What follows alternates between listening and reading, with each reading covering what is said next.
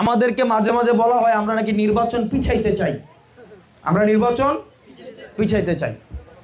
আমরা স্পষ্ট করে বলছি নির্বাচনের ডেডলাইন নিয়ে আমাদের আপত্তি নাই, প্রয়োজনে আগামীকাল নির্বাচন দেন, কিন্তু নির্বাচনের পূর্বে এটা নিশ্চিত করতে হবে আমার ভাঙা ঘরের যে দরজাটা এটা ঠিকঠাক ভাবে লাগানো হয়েছে, এটা নিশ্চিত করতে হবে আমার বাউন্ডারিটা পাকা করছে।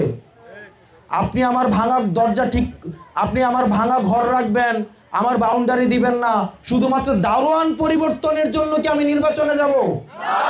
শুধু দারোয়ান পরিবর্তন করে 50 বছর দেখছি চুরি থামানো যায় নাই, টেন্ডারবাজি থামানো যায় নাই, ভোট ডাকাতি থামানো যায় নাই। সুতরাং আমরা দারোয়ান পরিবর্তন করব, একই সাথে সাথে আমার ঘরের দরজাটাও ঠিকঠাক ভাবে লাগাইতে হবে, আমার বাউন্ডারিটা করতে হবে, আমাদের ভিড়টাকে পাকা করে দিতে হবে। এরপরেই হচ্ছে আমরা বলছি যদি আগামী দিন নির্বাচন হয়, এই নির্বাচনে যদি আমরা অংশগ্রহণ নাও নেই, কিন্তু এই নির্বাচনটা যেন সুষ্ঠু হয় আমরা সেটাতে সহায়তা করব। কিন্তু আপনি খেলার নিয়ম চেঞ্জ করবেন না। আমরা তো দেখতেছি মানুষ বক্তব্য দিতেছে যদি অন্য কোনো দলের প্রতীকে যদি ভোট দেয় তার নাকি জিবা কেটে নিয়ে আসা হবে। আমরা শুনি নাই 5 আগস্টের পরে কি এগুলো ভাষা হওয়ার কথা ছিল? ভয় দেখাইতেছে, কি বলতেছে যদি অন্য কোনো ইয়াতে নাকি ভোট দেয় জিবা নাকি কাইটা নিয়ে পড়বে।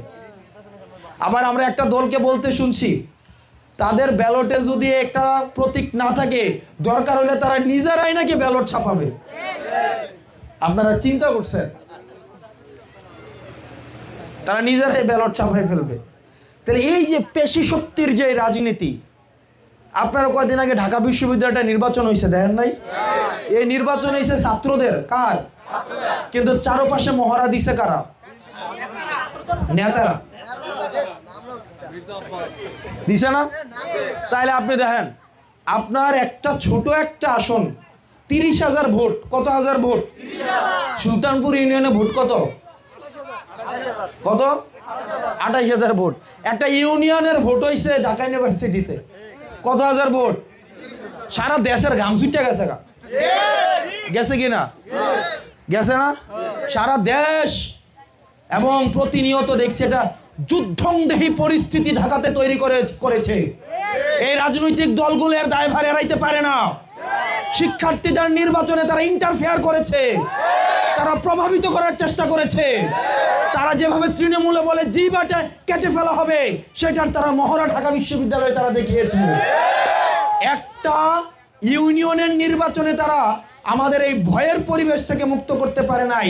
তারা এই 4,500 ইউনিয়নে কিভাবে একটা সুষ্ঠু ভোটের পরিবেশ নিশ্চিত করবে?